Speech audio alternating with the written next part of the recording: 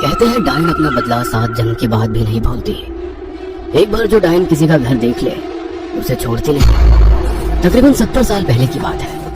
पहाड़ के एक छोटे से गांव में रहने वाले रंजन को पिछले कई दिनों से कोई काम नहीं मिला था, इसलिए काम की तलाश में वो अपने गांव से काफी दूर निकल आया था। सर्दियों की कोहरे से ढकी शाम थी। हर तरफ कोहरे ने अपनी पहर जमा ली थी, जिसकी वजह से रंजन उन पथरीली रास्तों में भटक गया था।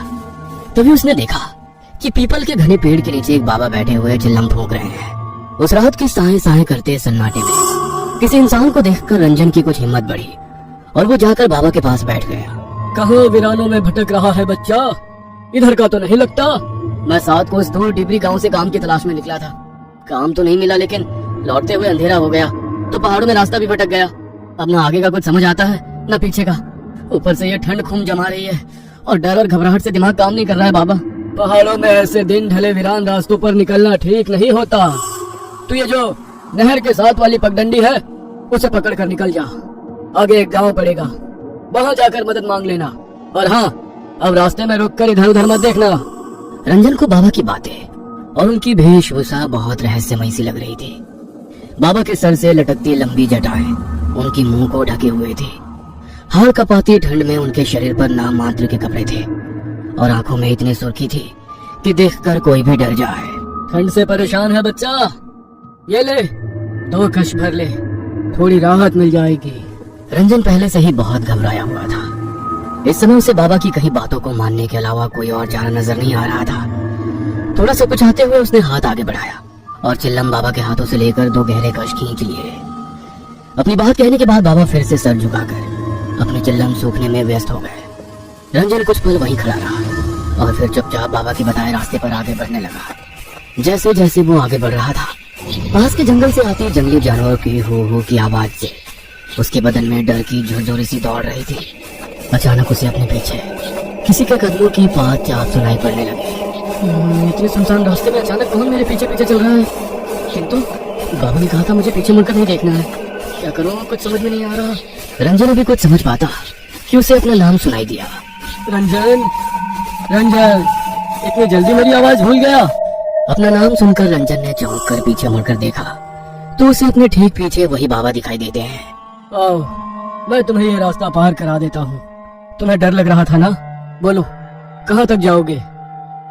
लेकिन अचानक से बाबा यहाँ कैसे आ पहुँचे और उन्हें कैसे पता मुझे डर लग रहा है? लगता है तुझे मेरी मदद की जरूरत नहीं। नहीं, ऐसी बात नहीं है। बस मेरा कोई ठिकाना नहीं बाबा। काम की तलाश में निकला था। रात में किसी गांव में डेरा लगा लूंगा, सुबह फिर काम ढूंढने निकलूंगा। इस रास्ते से दाएं घूम जाना, आगे एक जंगल दिखाई देगा। वहाँ पर एक बूढ़ी रहती है, किसी विश्वास के आदमी को ढूंढ रही है जो उसके बंगले की मरम्मत कर दे। बदले में तुम्हें अच्छी रकम दे देगी, लेकिन उसकी एक शर्त है कि बस अपने काम से काम रखना होगा। घर में किसी सामान को हाथ नहीं लगाना है और बूढ़ी से कोई सवाल भी नहीं करना है। एक और बात का ख्याल रखना, बूढ़ी औरत के पीछे जाने की गलती कभी ना करना। मुझे बस काम मिल जाए, इसके अलावा मुझे उस बूढ़ी से कोई मतलब नहीं। आपका बहुत बहुत धन्यवाद बाबा, लेकिन इतनी रात गए, क्या वहाँ जाना सही रहेगा? तुम जाओ, वो बुढ़िया रातों को सोती नहीं है। तुम्हें वो तुम्हारा इंतजार करती मिलेगी। रंजन को बाबा और उनकी बातें अब भी और रहस्यमयी लग रही थी, लेकिन इस समय उसके पास ना तो रात गुजारने का कोई साधन था, न काम का ठिकाना। काम के लालच में वो बाबा के बताए सुनसान रास्ते की ओर मुड़ गया। कुछ देर बाद उसे एक पुराना सुनसान सा बंगला दिखाई दिया। बंगले को देखकर ऐसा लगता तो नहीं कि यहाँ कोई रहता होगा। जैसे ही रंजन बंगले के दरवाजे के सामने पहुँचता है, वो दरवाजा खुद ब खुद खुल जाता है और उसके सामने काले घाघरे और चुनरे से मुंह छुपाए एक बूढ़ी दिखाई देती है। कौन हो? यहाँ क्या करने आए हो? भाई, आपको मिस्त्री की जरूरत है? मैं आपका काम पूरा कर दूंगा, बस काम की तलाश में यहाँ आया हूँ। हाँ ठीक है, मुझे ज्यादा सवाल करने वाले लोग पसंद नहीं। बातें नहीं, बस काम पर ध्यान देना। जी समझ गया। और मेरी दिहाड़ी? पैसों की तू चिंता मत कर, तेरी इच्छा से ज्यादा ही मिलेगा। बूढ़ी उसे अपने साथ बंगले के अंदर ले जाती है। अंदर का माहौल कुछ अजीब था। पूरे घर में अजीब और गरीब सी चीजें दिखाई दे रही थी। जगह जगह छोटे छोटे आईने लटके दिखाई दे रहे थे और उन आईनों के साथ अलग आकार की काले कपड़े से बनी गुड़िया लटकती हुई दिखाई दे रही थी। उन सभी गुड़ियों को देखकर रंजन को कुछ अजीब सी सिहरन महसूस हो रही थी। काली गुड़िया की आंखों के आसपास लाल रंग टपकता दिखाई दे रहा था, जिससे वो बहुत भयानक दिखाई दे रही थी। ये घर कुछ अजीब सा क्यों महसूस हो रहा है मुझे? इतने अजीबोगरीब सामान, लेकिन बुढ़िया ने कहा है कि कोई सवाल नहीं करना है। इसलिए अपने मन की शंका मनी में दबाए रंजन बंगले के उस भाग में पहुंच जाता है जहां पर उसे मरम्मत का काम करना था। बुढ़िया ने उसे रात में ठहरने को एक कमरा दिखा दिया और अगले ही दिन से काम शुरू करवा दिया। इस आंगन को खोद कर यहाँ पर एक पक्का कुआं बनाना है। कर पाओगे?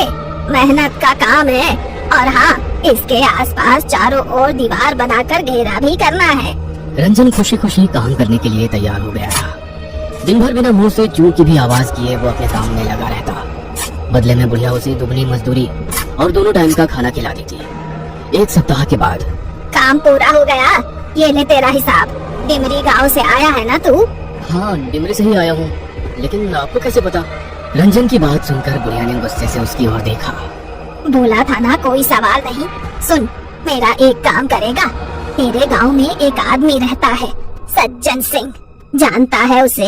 नहीं, जानता तो नहीं हूँ, लेकिन उसकी गांव में एक बड़ी दुकान है, इसलिए नाम सुना है उसका। मेरा दूर का रिश्तेदार है, उस तक कुछ सामान पहुंचाना है। तुझे इस काम के बदले मैं थोड़े पैसे और दे दूंगी। करेगा ना? रंजन खुशी खुशी बुढ़िया का सामान पर उसके गांव तक पहुंचाने को तैयार हो जाता है। बुढ़िया ने एक पोटली बांधकर उसे थमाई और कुछ पैसे देकर विदा कर दिया। रंजन ने एक सप्ताह काम करके अच्छा धन इकट्ठा कर लिया था। पोटली लेकर वो सज्जन सिंह के घर पहुंच जाता है। जी, क्या आप ही सज्जन सिंह हो? और सज्जन सिंह के लिए ये सामान उनके किसी जाने वाले ने भिजवाया है। कहाँ से आए हो? किसने भिजवाया है? मुझे ज्यादा जानकारी नहीं है, मैं तो साथ को दूर काम करने गया था। वहीं एक बुढ़िया मिली जिसने ये सामान आपको देने के लिए कहा। सज्जन सिंह हैरानी से वो पोटली खोलकर देखता है तो उसकी चीख निकल जाती है। तुरंत ही वो उस पोटली को वापस बांधता है और उसे वापस पकड़ा देता है। इसे तुरंत वापस लेकर आओ, जिसने तुझे ये दिया है। ये मेरा सामान नहीं है, और खबरदार, अगर आज के बाद यहाँ दिखाई दिया, मुझसे बुरा कोई नहीं होगा। सज्जन सिंह को गुस्से में देखकर रंजन पोटली लेकर अपने घर आ जाता है। आजकल किसी के साथ भलाई करने का जमाना ही नहीं रहा। साथ को उससे मैं ये पोटली ढोकर लेकर आया और यहाँ आकर उस बूढ़े ने सामान लेने से इनकार कर दिया। कहता है मैं तुरंत जाकर उसे वापस करके आऊँ। अरे छोड़िए ना, आपको क्या जरूरत है वहाँ जाने की? इसमें जो भी सामान है उसे हम रख लेते हैं। कोई मूर्ख ही होगा ना जो इतनी दूर ये सामान लौटाने जाएगा। पागल मत बन, हमें इसे खोलने की भी जरूरत नहीं है। जो भी सामान है हम वापस कर देंगे, बस जो अपना नहीं वो मिट्टी। रंजन की पत्नी को जाने की आज़ थी। वह हर हाल में देखना चाहती थी कि इस पोटली में बुढ़िया ने क्या कीमती सामान दिया है। इसलिए रात को रंजन के सोने के बाद वह पोटली खोल देती है। पोटली देखकर उसके पैरों के नीचे से जमीन निकल जाती है। इस पोटली में तो बड़ा ही अजीब सा जादू टोने का सामान रखा हुआ है। हे भगवान, कहीं इसीलिए तो उस बूढ़े ने इस सामान इनसे वापस करने को तो नहीं कहा था। और ये क्या, इस काली गुड़िया ने तो हूबहू मेरे जैसे कपड़े पहने हुए हैं। मुंशी पसीने से तरबतर हो गई थी। अगली सुबह सुनिए जी, ये पोटली उस बुढ़िया को वापस देकर आइए, और चाहे जो हो जाए आप वहाँ एक पल को भी ठहरना मत। तूने ये पोटली खोली थी क्या? नहीं नहीं, मैंने कुछ नहीं देखा, बस तुम ये वापस देकर आओ। रंजन वो पोटली लेकर घर से निकलकर अभी कुछ ही दूर पहुंचा था कि सज्जन सिंह के घर से रोने की आवाजें सुनाई दी। अरे भाई, बड़ी बुरी मौत हुई सज्जन काका और उनकी पत्नी की। लगता है किसी ने मारकर फांसी पर लटका दिया हो। लेकिन हैरानी की बात तो ये है कि कमरा अंदर से बंद था। ऐसा कैसे हो सकता है भला? भाई, मुझे तो कुछ ऊपर का चक्कर लग रहा है। ये किसी इंसान का काम नहीं हो सकता। हालत देखी थी दोनों की, पूरा शरीर ऐसे मरोड़ा हुआ था जैसे कोई कपड़े की गुड़िया को मरोड़ता है। रंजन को गांव वालों की बात सुनकर एक झटका सा लग गया था। एक के बाद एक उसे सज्जन सिंह की कही हुई बातें और पोटली देखने के बाद डर से सफेद पड़ा चेहरा याद आने लगा। न जाने क्या पहेली है इस पोटली की। कल मैंने ये पोटली दी और आज सुबह उसकी मौत हो गई। रंजन तेजी से बुढ़िया के बंगले की ओर बढ़ा जा रहा था। आज जब वो बंगले के सामने पहुंचा तो पाया बंगले के दरवाजे पर एक ताला लटक रहा है और बंगला भी उसे कुछ ज्यादा ही सुनसान सा नजर आया। रंजन अब इस बंगले और बुढ़िया का सच जानना चाहता था, इसलिए वो ताला तोड़कर उसके अंदर घुस जाता है। अंदर का नजारा देखकर उसकी आंखें आश्चर्य से फैल गई थी। बुढ़िया के कमरे में 3 नई काली गुड़िया लटकी हुई थी और उसमें से एक गुड़िया के कपड़े उसे कुछ जाने पहचाने नजर आ रहे थे। रंजन घबराकर उस बंगले से निकलकर बाहर सड़क की ओर आ जाता है। भाई, कुछ पता है ये बुढ़िया कब तक लौट कर आएगी? रंजन की बात सुनकर उस आदमी ने उसे ऊपर से नीचे तक घूरते हुए कहा, पागल वागल है क्या भाई? ऐसा क्यों कह रहे हो भैया? क्योंकि यहाँ कोई नहीं रहता। 50 साल से लटका है ये ताला। और हाँ, भूत बंगला है ये। रात के समय भटकना भी नहीं उसके आसपास। हाँ। उस आदमी की बात सुनकर रंजन की रीढ़ में ठंडक दौड़ने लगी। क्या भूत बंगला? भाई, मेरे दादा कहते थे किसी डायन का बंगला है ये। इसमें वो तरह तरह के टोटके टोना किया करती थी। एक तांत्रिक था जिसने इस डायन की चोटी काट कर इसे जला दिया था। तब से ये बंगला ऐसे ही पड़ा हुआ है। कहते हैं आज भी रात के समय इस रास्ते से गुजरने वाले लोगों को वो डायन दिखाई दे जाती है और उस तांत्रिक का पता पूछती है। अपने सूखते हलक से रंजन ने अपना आखिरी प्रश्न किया। तांत्रिक? कहाँ रहता है वो तांत्रिक? कुछ मदद कर पाओगे क्या? भाई सुना है उसने इस डायन को मारने के बाद ये काम छोड़ दिया और दूर किसी गांव में जाकर बस गया। उसकी पहचान अब किसी को नहीं पता। बातें करते हुए रंजन बंगले से कुछ दूर तक आ गया था। आदमी के जाने के बाद अब मुझे ये पहली समझ में आ रही है, जरूर सज्जन सिंह वही तांत्रिक है जिसे वो बरसों से ढूंढ रही थी और उसे मारने के लिए उसने मुझसे इस पोटली में जरूर कोई तंत्र का सामान भिजवाया था जिसने सज्जन सिंह और उनकी पत्नी की जान ले ली। लेकिन अब मैं इस पोटली का क्या करूं? रंजन कांपते हाथों से उस पोटली को उठाकर जंगल की ओर फेंककर अपने गांव लौट आता है।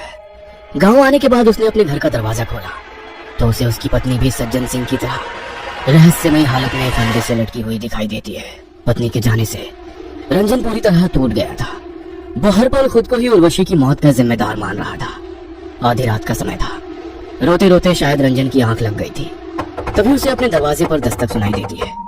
रंजन दरवाजा खोलता है तो उसके सामने फिर से वही मनहूस पोटली रखी दिखाई देती है। डर से रंजन पसीना पसीना हो रहा था। घबराकर वो इधर उधर देखता है। कुछ ही दूर पर पेड़ की ऊंट में एक काले कपड़े वाली बुढ़िया घूंघट के पीछे से झांकती हुई उसे नजर आती है, क्योंकि जो पीछा छोड़ दे वो डायन नहीं।